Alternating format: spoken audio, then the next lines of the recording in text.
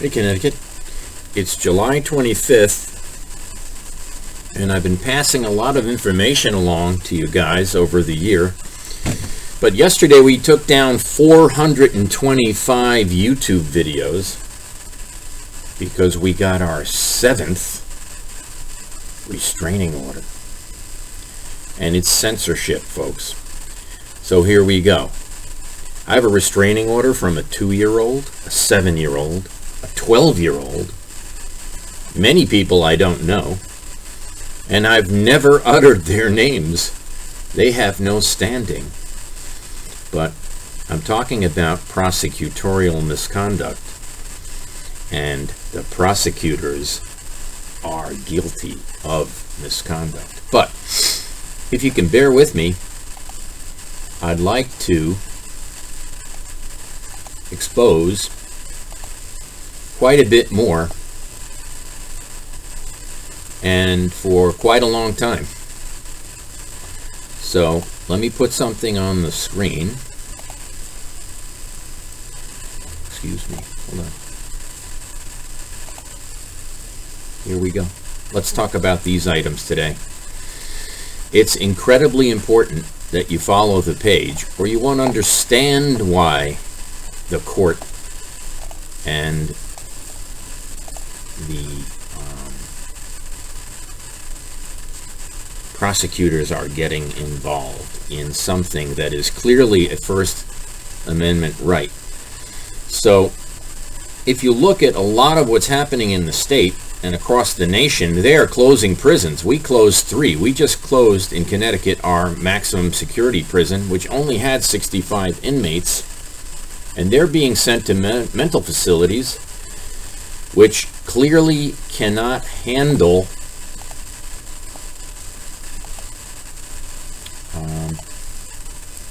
high-risk mental patients. So, if you look at a Tom Cotton article, well, first of all, let's go through these things in order. For example, a guy named Smoker recently killed an 18-year-old girl, and he just violated his parole from being a habitual burglar. A string of armed robberies since 2006, released from prison in February, 16 months before this young girl was killed. He pled guilty to kidnapping an Amish woman.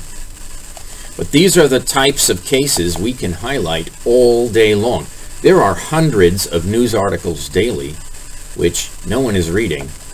And what it demonstrates is that our prosecutors are setting everyone free,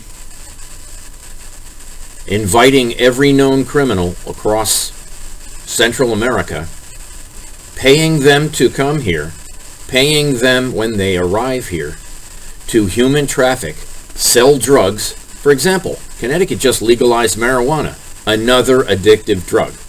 Now what? Well, there was an accident last night in Long Island, in the Hamptons, where a guy got on the highway in the wrong direction. We don't know if it's DWI or marijuana, or they haven't given the details.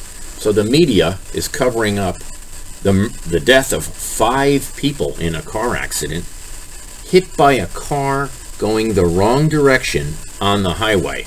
Was it drug related? We don't know. Was it alcohol or marijuana, or was it fentanyl? Was it opioids that caused the guy to go the wrong way on a highway? Can't read, wrong way, do not enter, doesn't know where he lives, and 5 kids were killed. The 6th one is, they haven't announced, but it is a high-risk situation and an injury that may lead to the 6th fatality. So if we go through documents, here's an article, okay, by Tom Cotton. Fantastic. He's exceptional. Read it. Prisons being closed. We have the highest incarceration rate in the world, and we have an under-incarceration problem. Yes, we do. We have 2 new prisons in Norwalk, Connecticut, prison release. We don't know who's there. We don't know what their crimes were. We don't know if they were pedophiles. They are in front of the bus stops on Quintard and Bartlett Avenue. Okay? I live on Bartlett Avenue. Okay? Here we go. The U.S. has more prisoners per 100,000 residents than any other country in the world. Why is that? Historic crime waves across the nation, violent felons being released early, and that's what our state senator wants. That's what Will Haskell wants. He wants automatic parole. And the defund the police Jim Himes strategy is not working either. He's now claiming that people in his party are causing that problem, not him. Well, he is in charge of AOC through this new body that Pelosi formed, and we'll get to the end of that soon enough. Here we go. Here's another case from July 23rd, 2 days old. Rolando Lopez, illegal immigrant, sexual assault, first-degree burglary. He rented a room from a woman. She had a problem with him, so he raped her. And he's an illegal alien. Did he get stimulus money? Go down the list. There are so many cases. My phone rings continuously, folks, and I don't answer it most of the time. Sacramento, California, right here. When is this article? Yesterday? July 24th, yesterday. By the way, this person in the picture here with the gray hair, he's accused of murdering 130 people. Akala was sentenced to death in 2010 for 5 slayings in California. Excuse me? He's accused of 130 deaths in Orange County. Investigators say his true victim count may never be known. Really? Ask Senate Majority Leader in Connecticut, Bob Duff, why their agenda is to release people like this. Here we go. Here's one. Asian hate. Here's Silwa. He just won the Republican nomination in Manhattan, offering a $10,000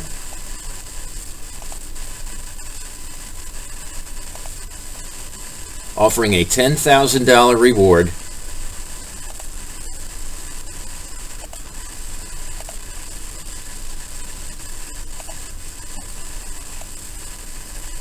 for information leading to Asian hate. Asian hate is a complicated problem. But knowing that there's 85 concentration camps in China where the Uyghurs are being victimized. Incidentally, the Uyghurs roam the Epoch Times. Did you know? They had an event last week. Roman is fantastic. Interesting lawyers spoke all about defending the Constitution. Alan Dershowitz spoke for a very long time. He was a Democrat turned Republican, now a Trump attorney. And his views are far left. But let me tell you, he can articulate well. He is very respectful. He ran the meeting. Everyone in the room was a conservative, and there were no issues. Everyone thanked each other profusely. We all got our opinions across. It was a stellar arrangement. And it's the first of a series, so you should follow it. And meet me there next time. Meet me there next time at the Epic Times Manhattan events.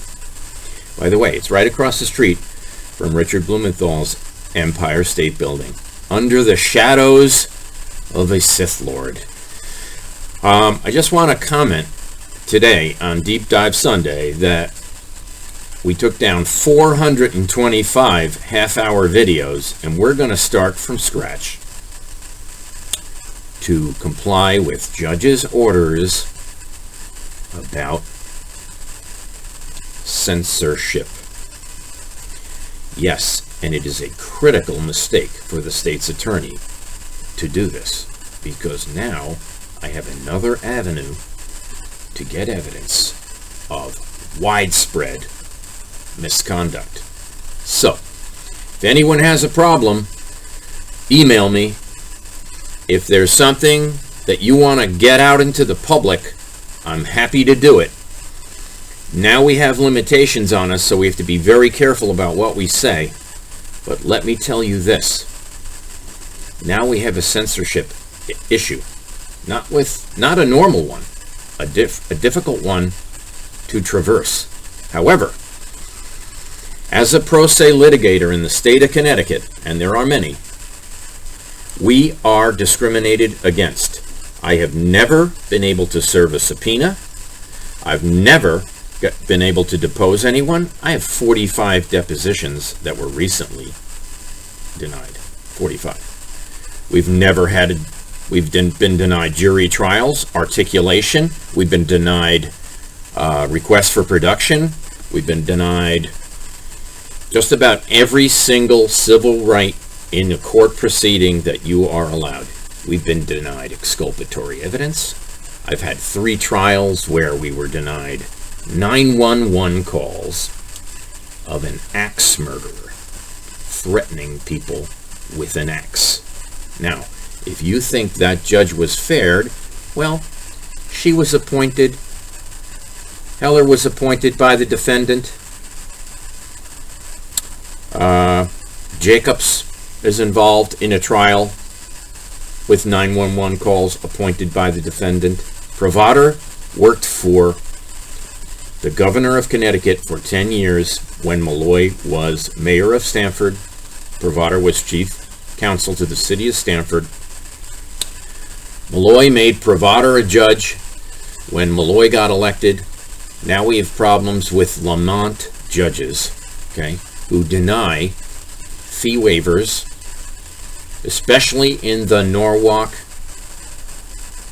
case of the 285 people harmed by stone crushing in a flood zone. So, chromium, arsenic, heavy metals, lead, silica are affecting respiratory ailments during a pandemic in South Norwalk, just like in Bridgeport, just like in New Haven, just like in Waterbury and Hartford. The state's aware. The state's denying evidence. The state is also granting immunity to every lawyer mentioned in the 32 complaints. Over 20 judicial misconduct complaints. It's actually 30. And the list goes on and on. So, we're starting from scratch. This is number 428. There are very few that are visible. There are very powerful emails, and there are very, very powerful videos out there, including number 421. Watch 421. Please, I beg you. Have a great day. Deep Dive Sunday. Got to get back to work. Fixing windows today. Have a great day, Connecticut. And I appreciate all your comments, all your shares. If you can't donate to the campaign, which if you go to my website, Flynn 2020 for U.S. for U.S. Senate. We have our YouTube page up. We have our BitChute channel up. We are posting to many different websites, and the debate tournament is on. You need to follow debate tournament. It's imperative We've invited 30 people to debate. We challenged all 5 Connecticut congressmen who co-sponsored H.R. 1 to debate H.R. 1. Please comment, post, and share. If you co-sponsor legislation for ballot harvesting in Connecticut, same-day registration, no voter ID, and 6-to-1 money matching on federal campaigns, that's allowing fraud, perpetrating a fraud, violating your civil right to vote by having a state lose its oversight of state elections and having federal FBI governing bodies surveil you through Jim Himes on the Intelligence Committee, who is guilty of taking bribes from OxyContin, guilty of all types of Bank America frauds, over 500,000 Bank America frauds. Look at the airport deal in East Haven. Goldman Sachs owns the property. Himes gave him $1.5 million. Himes came from Goldman Sachs. You've got to look at David Lehman. You've got to look at him as the CMO trader of Goldman Sachs, never prosecuted by Himes for subordinated loan debt fraud, Fannie Mae and Freddie Mac loan fraud, and covering it up. No one went to jail for the 2008 and 2009 financial disaster. That's because Jim Himes is on the Finance Committee. Hello, your congressman, my congressman, he needs to go to jail. Have a great day. 16 and a half minutes. I hope you start watching, because many of you have, and now we have severe setbacks. So, thank you. Have a great day. Talk to you soon. Stay tuned.